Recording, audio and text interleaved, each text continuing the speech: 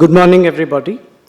I extend a warm welcome to all of you on the second day of the Conclave on Excellence in Technical Training, Lessons from Industry. For the first session today, we have two eminent speakers from TVS Motor Company. Allow me to introduce Mr. M.N. Shivaprasad and Mr. V.K. Shanmugham.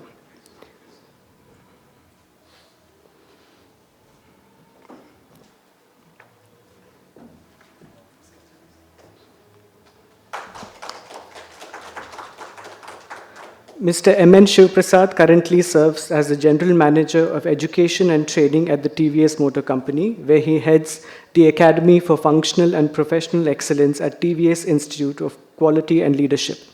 With 30 years of diverse experience spanning quality assurance, operations, new product development, TQM, and corporate education, Mr. Shivaprasad brings a wealth of knowledge to his role.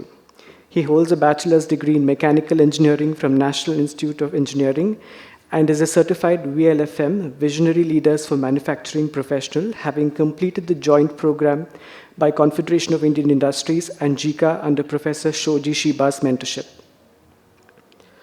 He has also been instrumental in establishing executive education programs with leading universities in specialized areas such as quantitative methods, operations research, and international business. His efforts have been pivotal in TVS IQL securing the Corporate University Certificate from the Global Council of Corporate Universities at both compliance and performance level. Please extend him a warm welcome.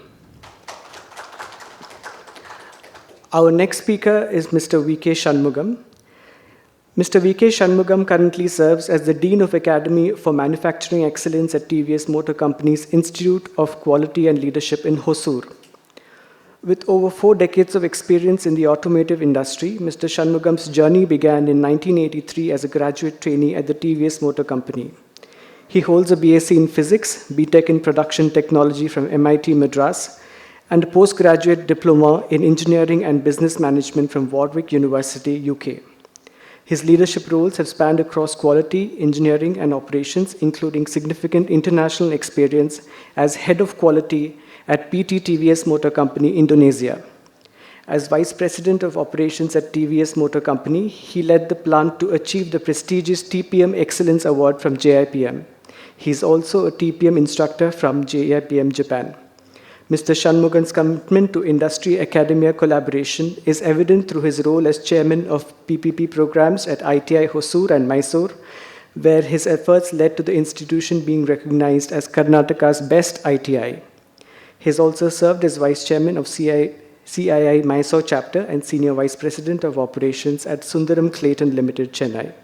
Please extend him a warm welcome. I now request the speakers from TVS Motor Company to address the gathering. Thank you very much.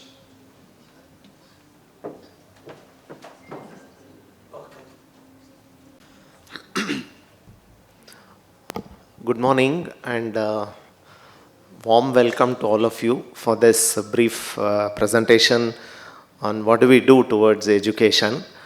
And me and Mr. Shanmugham, we will take you through whatever we have planned for today.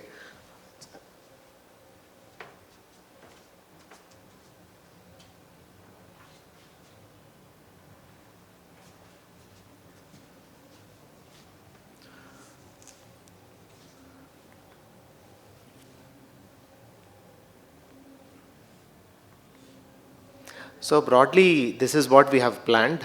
First, we will take you through introduction of TVS Motor, because now it is very important from what context we are speaking, because for us, education, which should lead to strategy and culture for our organization. Knowing about the context for education is very important. So a quick glance of what is TVS Motor today and its history. And then we all represent TVS Institute for Quality and Leadership, which is the corporate university of TVS Motor Company. A brief introduction of that. I have a small AV. And we have learned many pedagogical concepts. Now, I thought we'll just go through some of those pedagogical concepts. We have been using this very, very extensively. It has been very beneficial to us. And then we will also share some practices, and then we will have question and answer. I mean, this is broadly we have planned for today. Now, starting with our company, TVS Motor Company, it all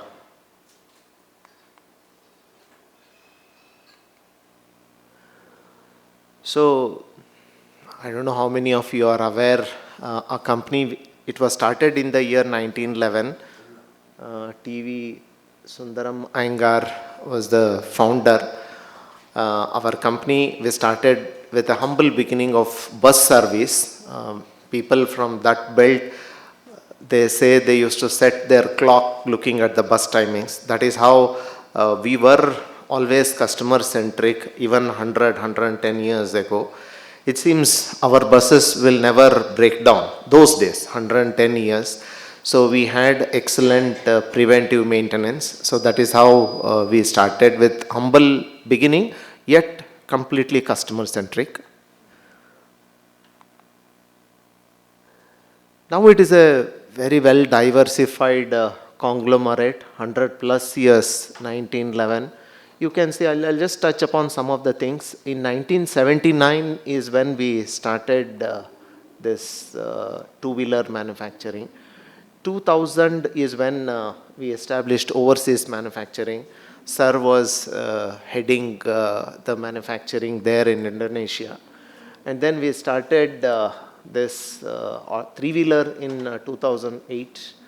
And 2010 we started TVS Credit Services. That is also a very big company today. And we got into partnership with, TVS Emerald was started in the year 2012. And we started having a BMW collaboration in the year 2013. And then from then onwards, I think as an organization, we are not looking back, we are doing well.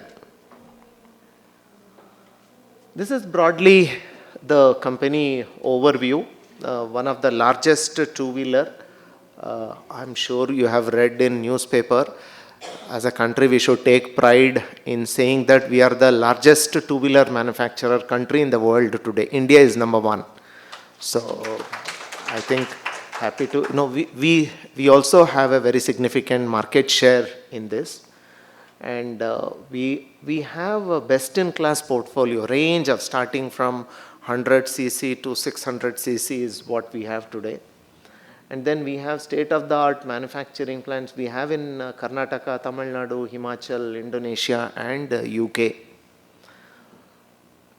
We manufacture close to 5.5 million two-wheelers every year. That is our capacity, and 2.4 lakh three-wheelers. And then we have world-class R&D and manufacturing capabilities. And, the sales, service, and, this is what we are. Just a glimpse of the company. And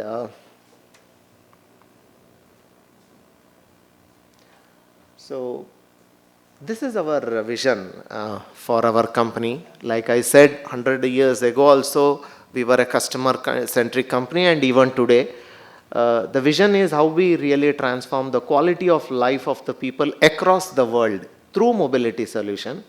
And we want to make the products which are exciting, which are responsible, which are sustainable and safe. This is our vision statement. And we also came out with what are our values when we reach TVS Reimagine. We call it as our vision statement, TVS Reimagine 2030. And what are all those core values which take us to Reimagine 2030? Our targets are the trust, the customer obsession, the value maximization, the speed and agility, exactness, and disruptive mindset. So these 6 are the core values which will really propel us to where we want to go in the year 2030.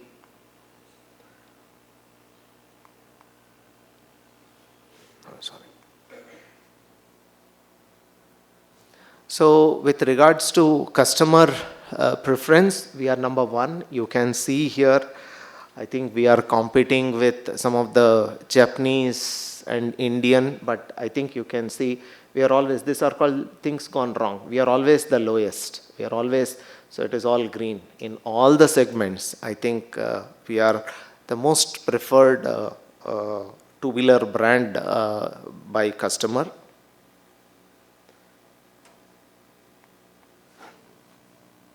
So there is a wide range of products you can see, starting with two-wheeler, three-wheeler, Apache, we make Norton. So that way we have a wide range of two-wheeler and three-wheeler. So we operate in 70 countries globally, and nearly 1/3 of whatever we manufacture, we export. So that is what we do. And so we are number one in racing always.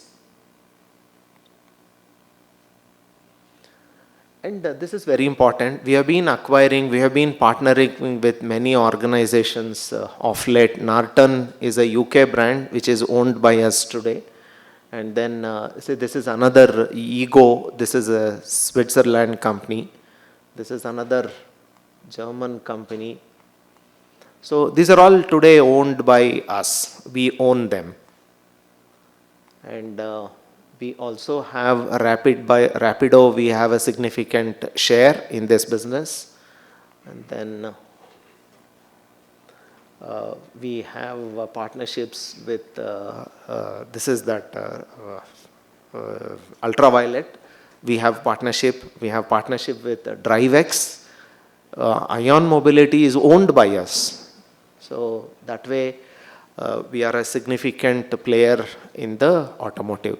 So this is why we try to share this with you is, so today whatever we are, lot of things are attributed to the investments made by the company towards the people, the education. In our company, it is education which has really built a strategy for our company. It has built a culture for our company. So now what we will go through is, so these are all some of the proud moments, like Deming Award. So many awards we have won. Now what has made this happen is, this is something that I want to talk about. Like, so we touch about 2,500 villages across the country. Karnataka, Tamil Nadu, Maharashtra, Himachal, like this, this is, and then there are variety of work that we do in this 2,500 under education, health, infrastructure, agriculture, various areas. See, it is not only, this is our chairman emeritus, Venu Srinivasan. So the concept is, how will we take the concept of Kaizen to the homes? We have every year, annually, home Kaizen competitions. It is not only the improvement programs are confined only to the workplace, but also how we can take it to the homes and how we can take it to the community is his vision. Okay, gender.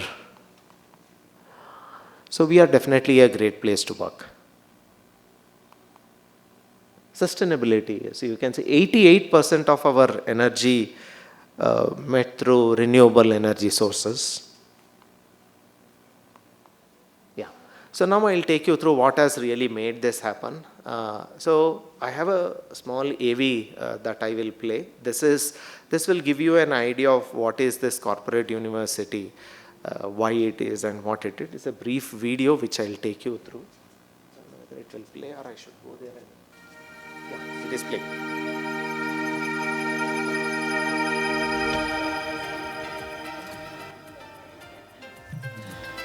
Welcome to the journey of TVS IQL. Our journey started off by being a learning center till 2010, and we set up TVS Institute for Quality and Leadership in 2011 on a 75-acre green environment. TVS IQL got transformed into a corporate university in 2018 with certification by Global Council of Corporate Universities, or Global CCU, at compliance level. As a corporate university, our focus is on developing cultural capabilities, collective capabilities, support strategy and sustainability for Reimagine TVS 2030 by offering impactful learning solutions leveraging our pedagogical capabilities with.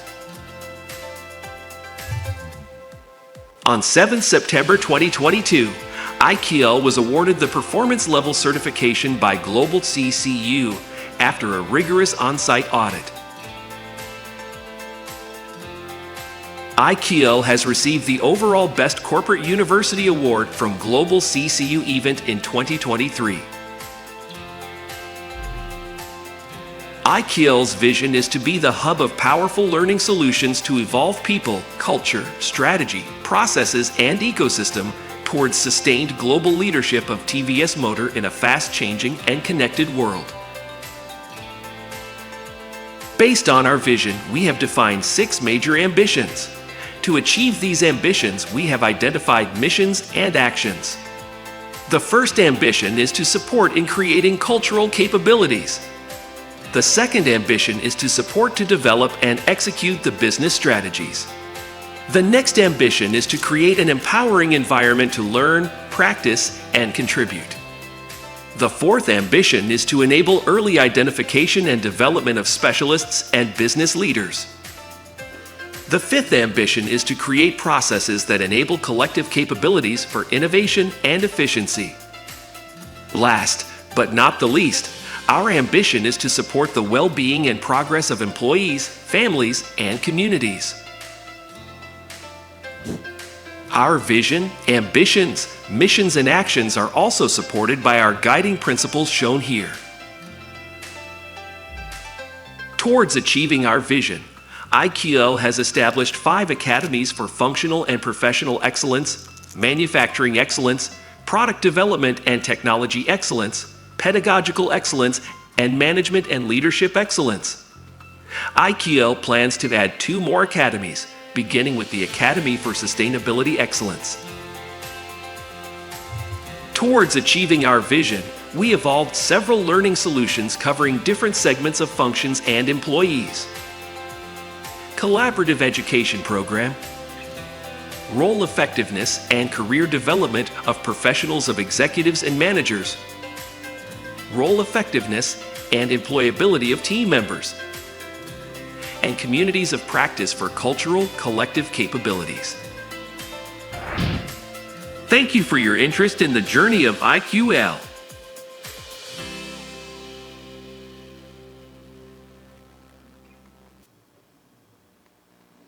Yeah, so this is in brief, started with introducing our company, how it started and where it is today, and the corporate university, the TVS Institute for Quality and Leadership, which was one of the key driver in enabling the capabilities that our company has today. Now I'll take you through what really drives education. So these are all the pedagogical capabilities that we are trying to build at TVS Institute for Quality and Leadership, IQL, over a period. And these are all deep-rooted. It is like, so just to tell you, these are all some of the things. See, we always, potential and competence. So potential is like potential energy, what any individual possess. So that is the intersection of 3: aspiration, ability, and engagement. So aspiration is very important for the individual. So, and then when it comes to ability, some can be learned and some are innate abilities.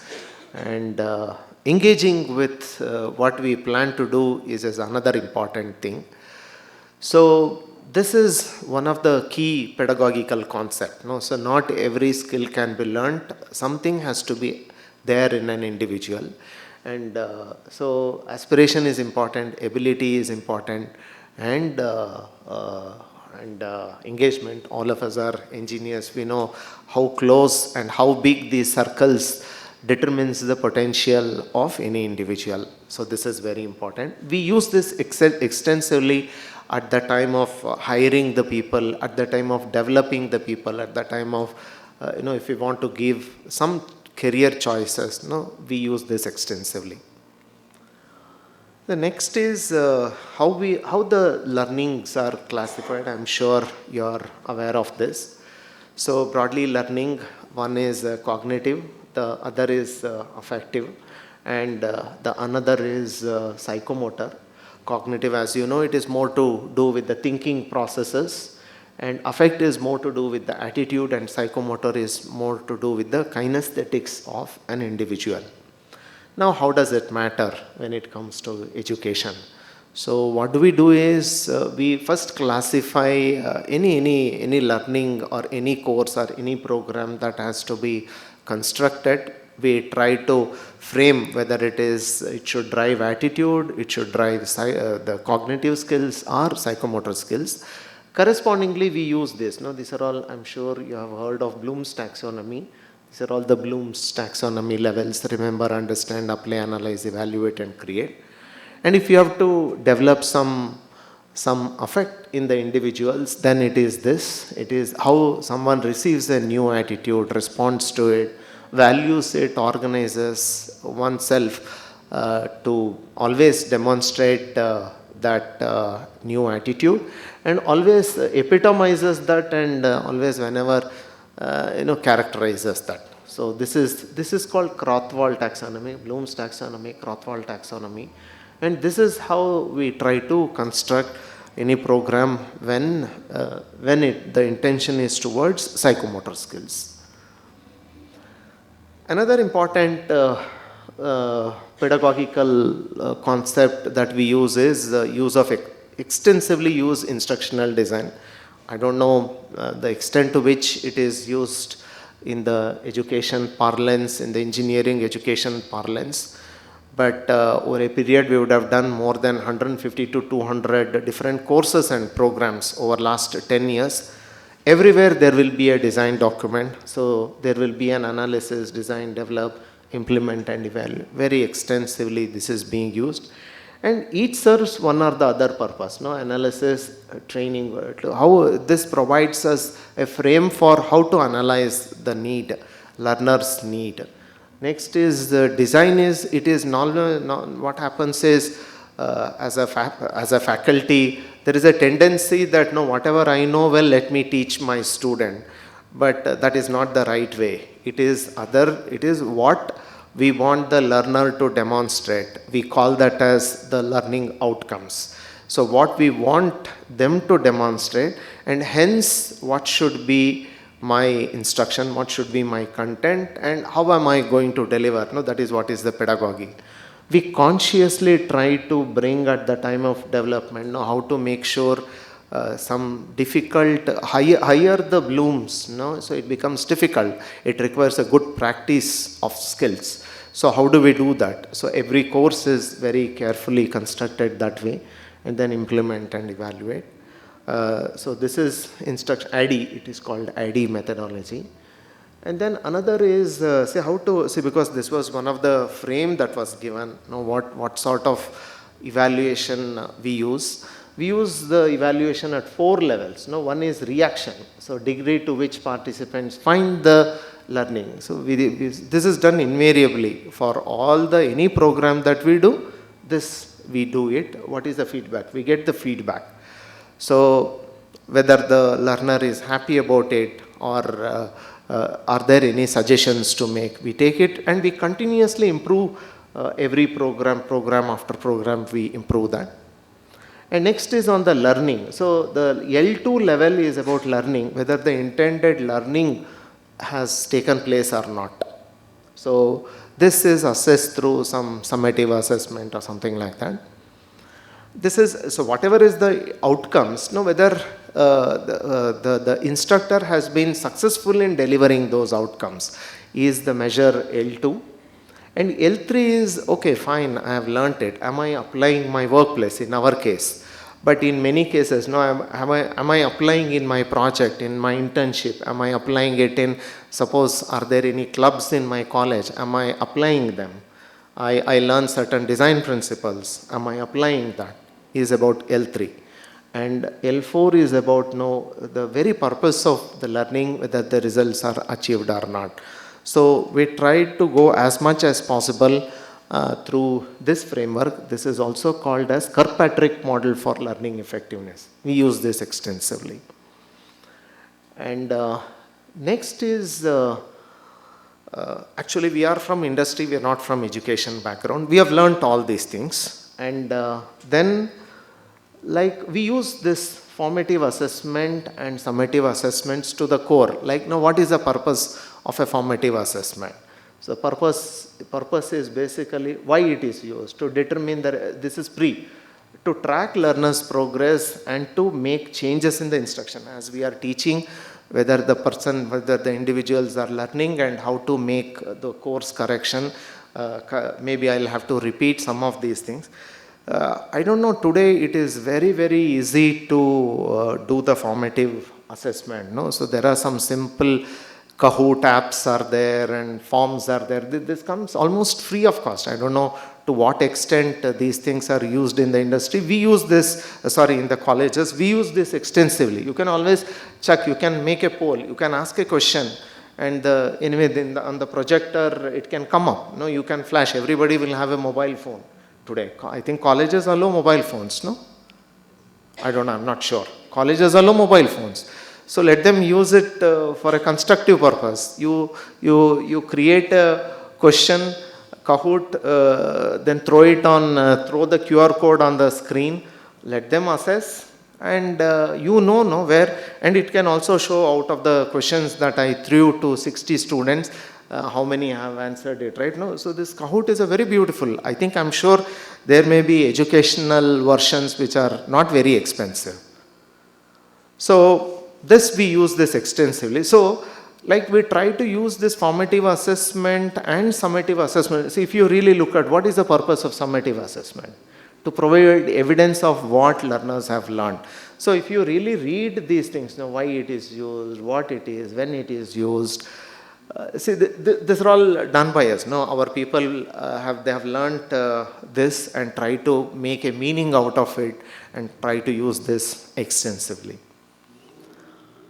And system thinking. System thinking is about not everything happens immediately. I go and switch on light and switch, and then light is on. So in life, not everything will happen that way. We have to do something today so that now we see its effect after some time. And so that way, how we do it is we try to construct any program or any large program with what is input, what is output, what is the transformation process. And even in the system output, what is the system output, what is the technical output. So like that we try to, this is mainly for the large programs. We try to make use of these concepts. So this is about systems thinking. I think these are all some of the very fundamental pedagogical concepts that we use extensively in creating or either in developing the educational infrastructure or creating the courses and programs, evaluation, and even checking its effectiveness. This is what we do. Now what I will do is I'll take how we develop our engineers basically. So they are all the fresh engineers who join after their graduation from throughout the country. They all come to TVS IQL for their education purpose. So this is broad. Hope it is okay. Everybody has any doubt? No, please feel free to rise up and ask any clarification, or we will mark it and then we will have it in the end. Hope it is okay to have it in the end. So now, this is broadly how we develop competency of our engineers. As you see here now, our first thing is how to make the engineers, they are not role ready. So they all have passed the examination and whatever it is, they have come to our university. So we have to really make them role ready. How do we do that? Okay.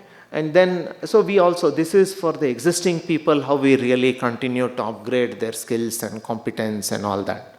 And this is, we have a continuing education program. I'll take you through that, how we do it. And then we also have created the communities of practice so that the learning doesn't remain.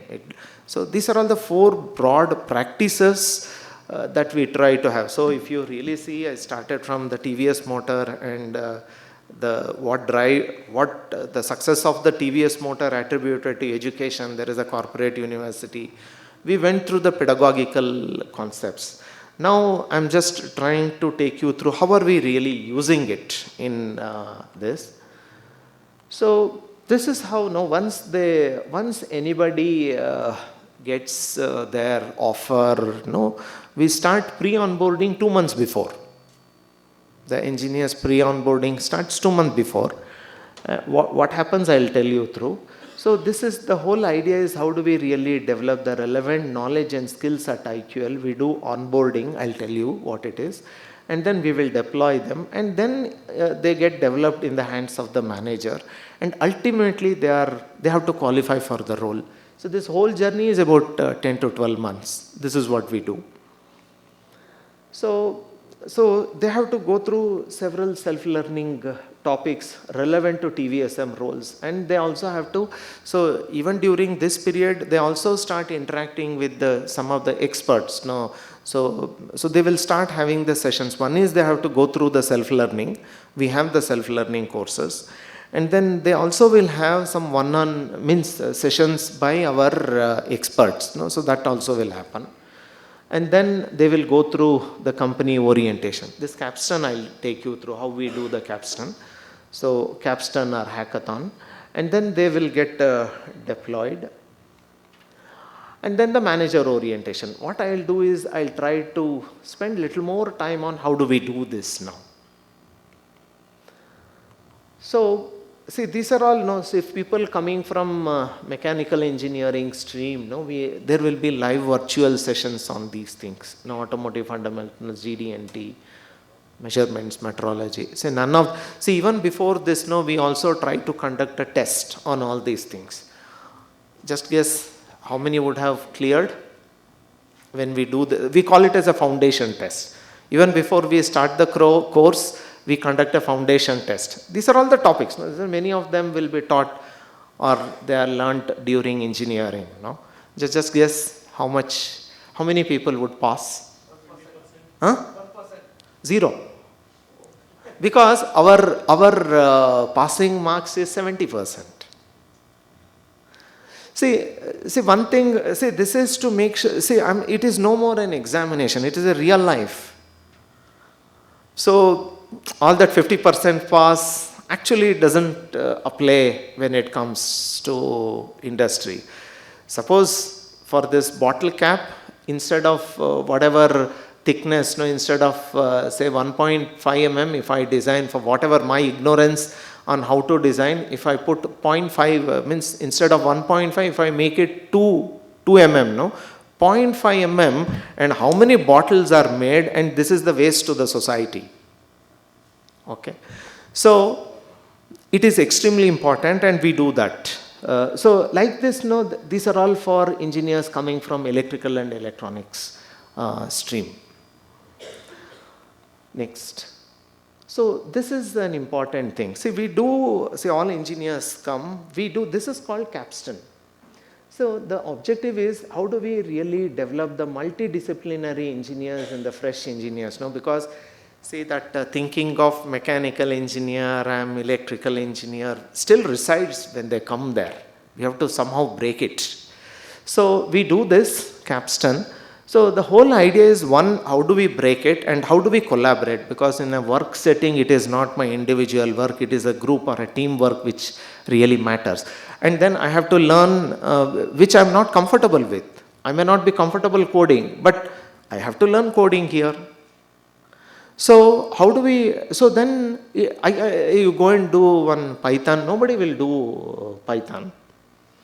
So we create any learning requires a strong context. So we create the context. The context is like last year, anyway, I have few pictures and I have a video also to show AV.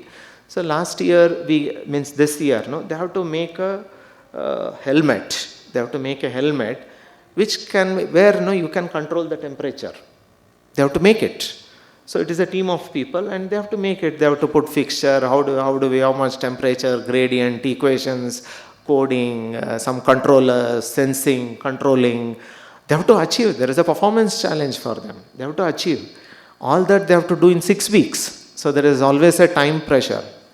And then when they start working in an industry, it is not that no, straight away whatever I do doesn't get into manufacturing. They have to follow company processes. There is a design process, manufacturing process.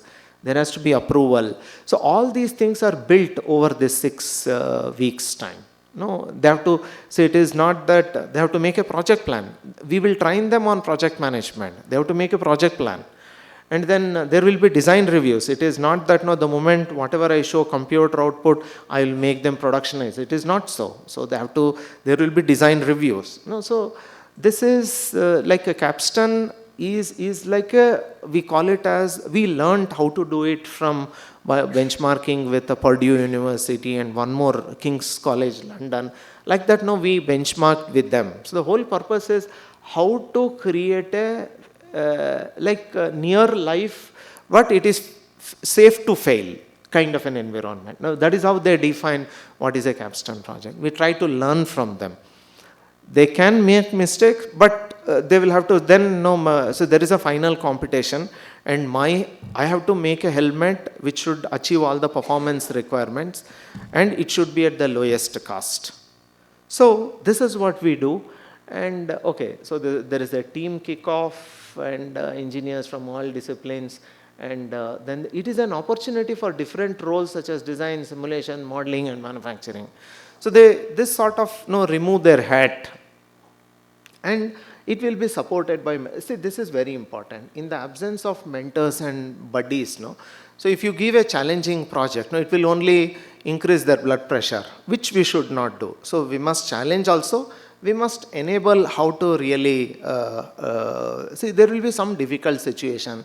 They will be needing guidance. So we will have the mentors and buddies, and they have to follow clear project steps, work breakdown structure, daily updates, daily stand-up reviews, design reviews. Sort of they get into kind of how to work in corporates. Then they have to, see, this is, everybody has to go through, we have a practice center for mechatronics, because not everybody knows the sensors, then processors, then actuators, not everybody.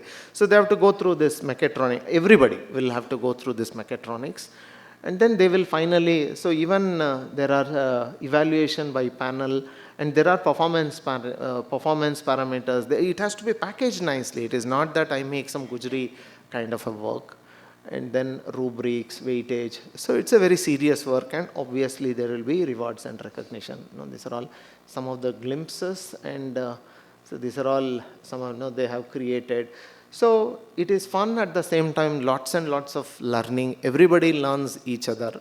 So this is how we try and develop engineers. Now what I have is, The future is here. It is time to shape our future. It is time to start conversations about change. The future is electric. The future is autonomous. We, Team Rafta, got the opportunity to design, to innovate, and to dream the future. This is our journey.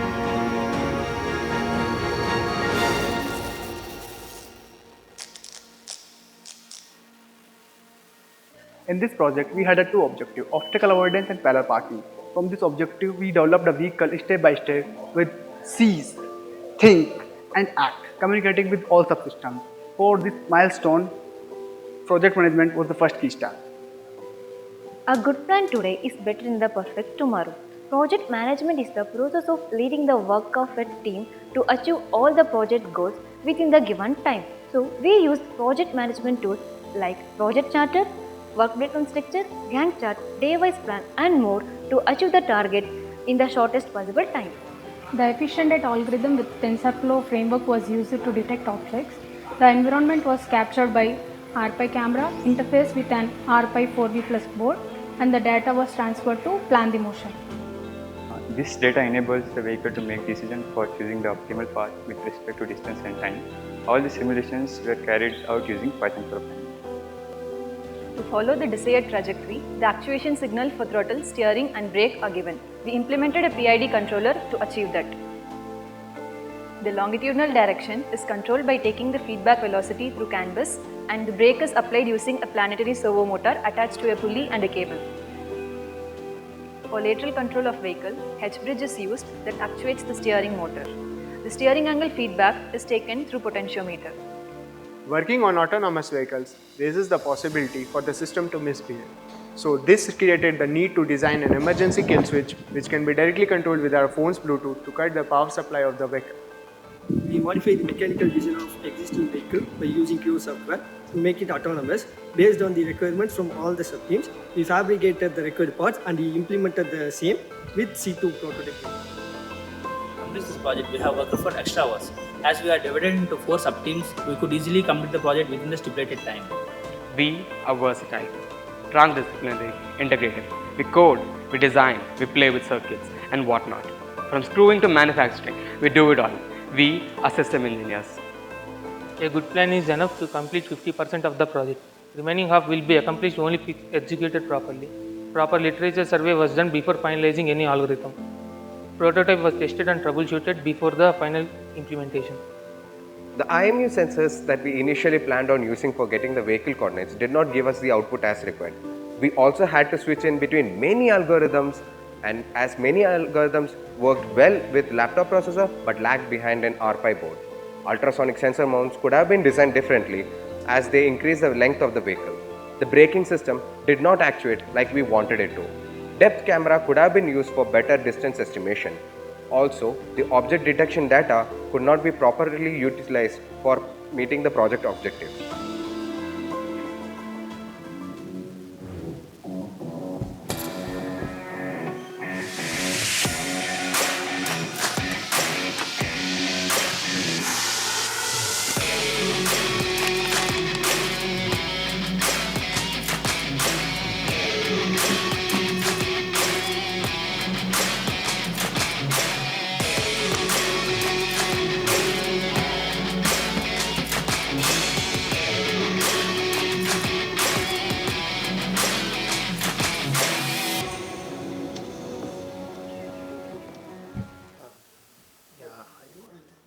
No, this is there are.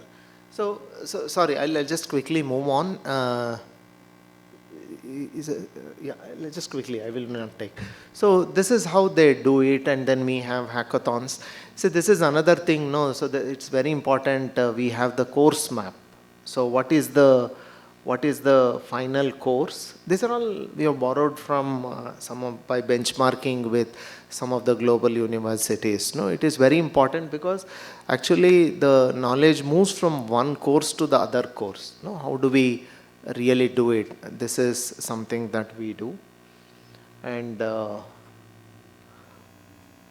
this maybe we have a competency framework, and there are so many, like 150 plus courses are there. This is how, just a glimpse of any course. Say for example, this is E&E circuit analysis. Now, there is a concept, and then there are course outcomes, and there are tutorials to address these course outcomes, and then there is an action learning. So every course will have this kind of a structure for sure. So there is a tutorial for practicing the outcome, and then there is an evaluation. Okay, these are all some of the competencies. We also have an education program where every year we sponsor people to many universities, 20-25 engineers on company. Okay, so so that is another. We do the sponsorship so that there is an opportunity for engineers joining our company to pursue their masters, their PhD also. And we have a good connect with, there is an IEEE chapter at TVS. There is a CEED chapter at TVS. This will say it is not that I come out of the college, that college life is over. So still it is very important. How to make people engage professionally is something that we do here. This I'll just skip. So this is, there will be paper presentation, there will be conferences. So it is like any other university. We also run, so there is the people learn Taguchi methods. These are all addition to what we do, what they learn in the domain. It is very important they learn this also. So this is how sort of we try and develop. Sir, it is there. You will come. I'll open.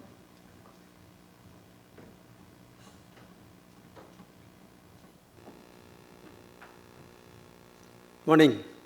Apologies for the delay. Maybe I'll borrow 5 minutes of your break time. So there are few concepts.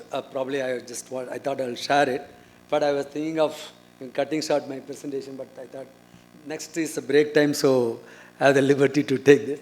So we're talking about education. We talk about a lot of rhetoric on this industry institution partnership. Actually, we produce the highest number of engineers in the world. With all this happening, why is that so much of discussion taking place in the industry and institution? Do we really have a gap in our education system is what is one of the thought process. We thought definitely, with whatever he was talking about, there is a gap. Education institutions are the one which gives this cognitive knowledge to the students. Action is the one where the industry is actually looking for. Obviously, we find there is some gap. That is why there is so much of programs. He talks about an ADDI, which normally the institution does not talk about things like that. So we have our own, a big sort of a pedagogical excellence. There is an academy for doing it, designing courses and content, things like this. So there was a need, so we started. So definitely there is some gap. Probably there are few things I am not in a capacity to talk the faculties what to do. Sort of an engineer who came out of some of these professors like this. But I thought share some of these people like the scholars' opinion on what is education is.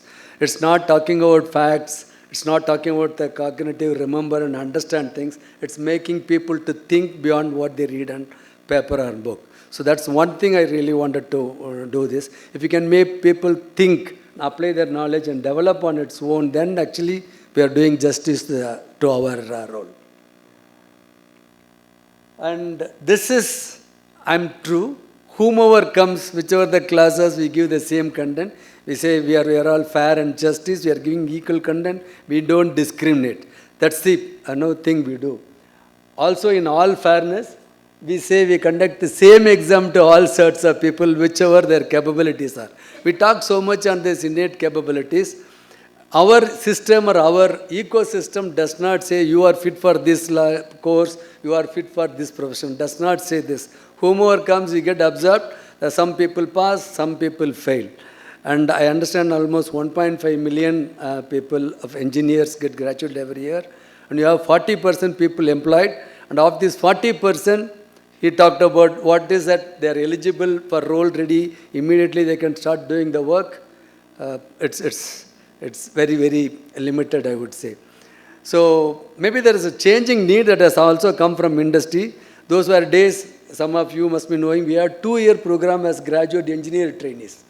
Today we cannot afford to have 2 years trainees, engineers come and spend their time happily and after that start giving feedback. It's all like world of plug and play now. We want engineers to come from college and start doing their work. So there is a changing need has come and that is what is demanding the industries looking more from the institutions. So then actually when you looked at this language comes equality and equity. Equality, we all give the same subject to all the people, we don't discriminate. Equity is one, are we giving those inputs based on their capability? That's the question we talk about it. So it's like this, no, we give same inputs, hours spent or whatever it is. But when their absorbing capability is poor, when their the practicing capability is poor, do we give a different sort of a thing? We made some attempt in creating this equity in our practicing center. Whatever NMS talk about, all the engineers doing it. We have a lot of diploma holders and blue collar work who come. How do we give this sort of a things? We made our own trials. It's something like this. For any person who join our company, we also take some time to the diploma failed candidates. When they come to work in the place, we have an orientation, practicing center, skills, those simulated workplace where they take this training. We give them an opportunity to orient themselves, how do we do these practices. It's all mostly demos, videos, it's all digital IoTs which is there. They take their time in doing this. The next one is the guided practices. There are system, if you see what is there in the picture, no? It is like, no, it tells this is the route with which you will follow, this is the next station you have to go. And here when it does it, are you following those guidelines or are you violating it? So all this indication comes, he has a negotiation, or he can self-correct himself when the training is taking place. And before he appear for these exams, it's for him to take time. There are people who are fast, there are people who are slow. So we give them time as one of the equity element, let himself satisfied like I am now okay for the test. If I pass the test, I get deployed, otherwise I don't get deployed. So we give that sort of a thing in our, during the training program. So this is one element of equity. When you go to workplace, we have a lot of other examples where we do things. Both on the physical and mental things, we look at equity for things. The other element which we are looking at is from the teaching methodology, now we are trying to shift the responsibility to the learners. How to own my own learning process? How do I take ownership my learning? Normally when it comes to school, the parent says if I get them onto a school, the responsibility of the schools and the faculties to teach my people, right? So that's how we look at it. So here we are looking at how do we teach the responsibility or give that responsibility to the learner.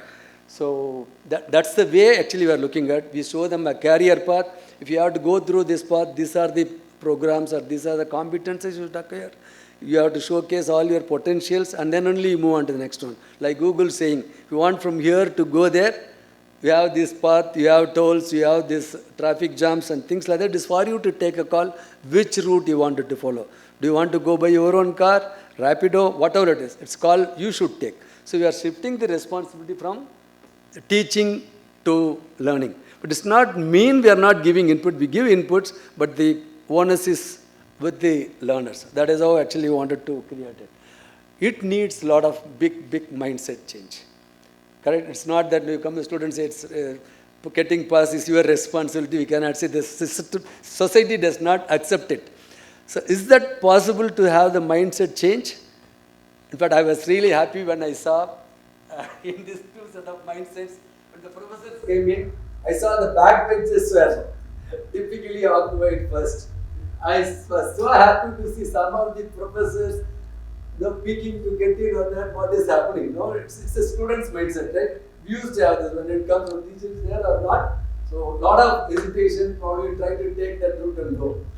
Even for a faculty, when you are in that mode, no, you still suddenly think, nobody is going to ask you, but you have that sort of a thing, I'm a student like coming here, I'm coming late, that sort of a thing. Is it possible to nurture that? Definitely principle it is possible. One of the responsibility for the teaching faculty, more than the teacher at training toppers, faculties or facilitators, is to create that sort of a mindset to do this. One of our professor, he talked about VLFM, Shivaprasad, he talked about to teach is a word of arrogance. He is a professor in MIT dealing with so many students, world renowned. He says teaching is word of arrogance. So how do you make them to learn is how he talks about it. So this is what I call it as mindset. One of our biggest role is facilitate, prepare the mind for shifting from teaching to learning. If the land is prepared, it can accept seeds and the seeds flourish in the land. So how do we do this? A lot of methodologies, and dealing with people is the most difficult thing, but I think as faculties, if you don't do this, it is like seeding on a barren land, nothing comes out. So this is one actually what we try to do when people come from campus.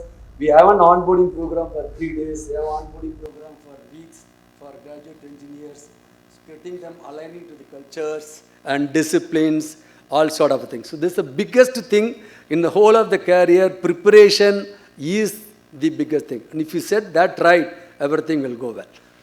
So the third thing is a lot of things, the guidelines were something on assessment and feedback, how do we do? This is one area we really take a lot of things. All our assessment is all digitized. It directly goes, and the feedback, one on to the learner, one on to the faculties and the content. That's how we look at it. This is how we take feedback for each one of this. Is the content relevant, you find it useful? Is the faculty is expert who is really giving you feedback?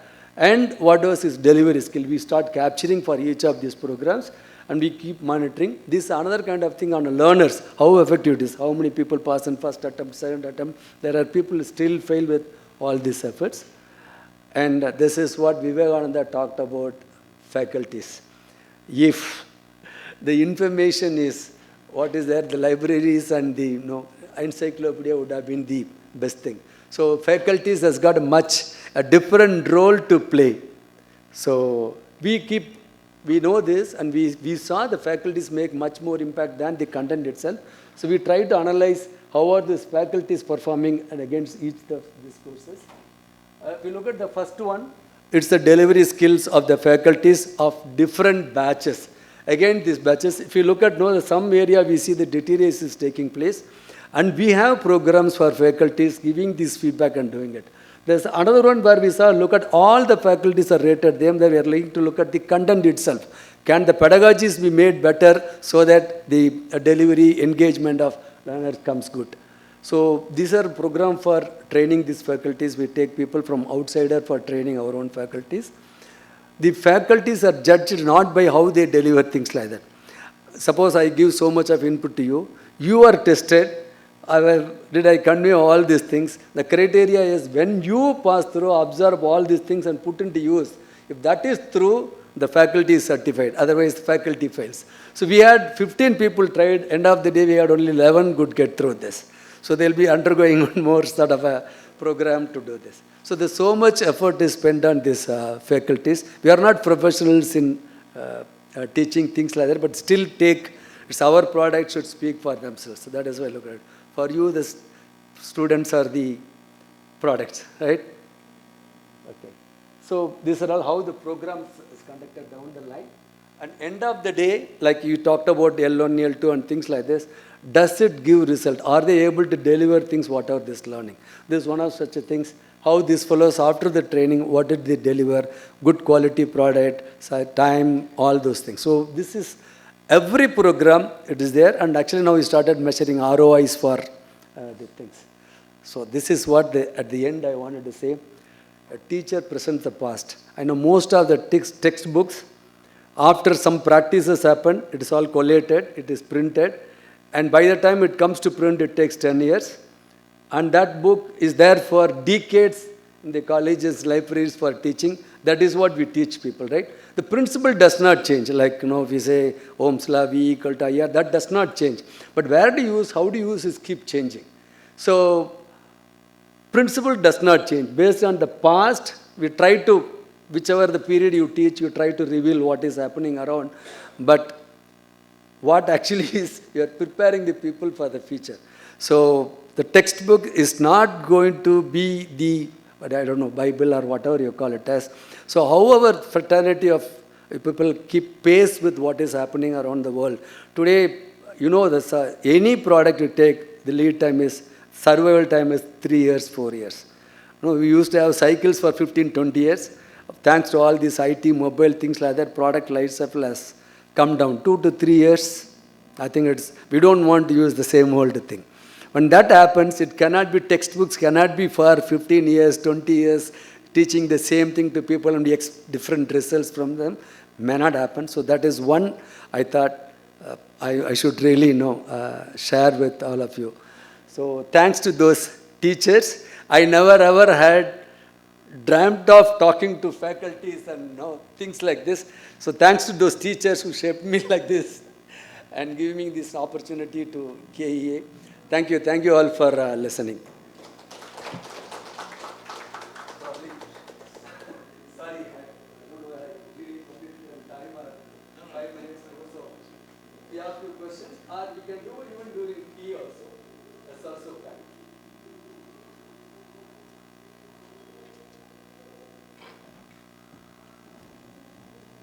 Thank you, sirs, for that very engrossing session. On behalf of the family of CEED, I request Professor Sudhakar to felicitate our speakers.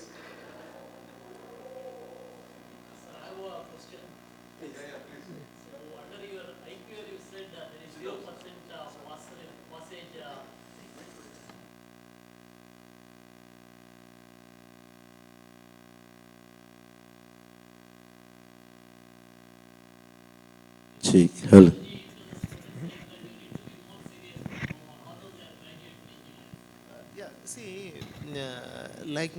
even though intentions is somewhere it is like that. No, it is very important that I become aware of what I do not know. But it is not intentionally made hard. It is, these are all the required skills that gets converted into the test. But what you say is also right to an extent. No, until and unless I accept that fact that no, I'm still unaware of many things, why would I learn? No, see, because see, let me tell you, like we get engineers from some of the best colleges in India. And then, but they also, it is not many colleges we have tried. We will have engineers coming from IITs, NITs, best colleges in every state. They all will fail. So they also, see, problem is they also come with, I am an IITian. What is that I will learn here? Give me work, I will do. But they will not be able to do. So you are right to an extent, yes. So I become grounded.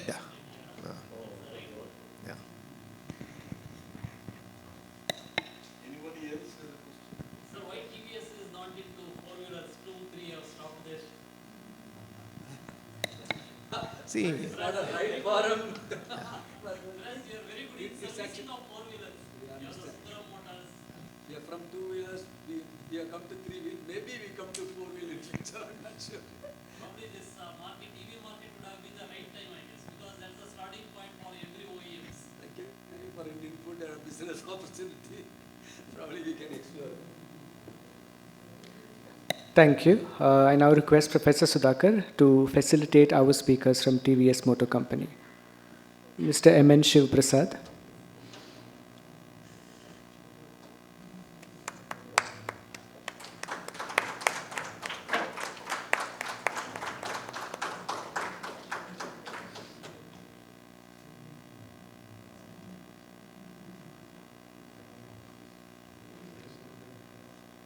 And Mr. V.K. Shanmugham.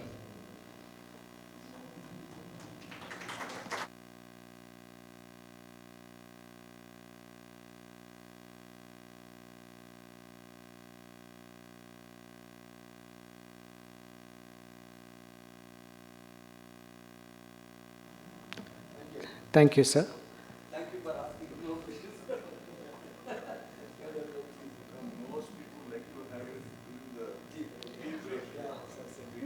We will now break for a short tea break until 11:30 and convene back here. Thank you very much. Thank you very much for the wonderful opportunity that was given to us to come and spend a little time with you, interacting with you. Thank you very much, sir, and to all of you.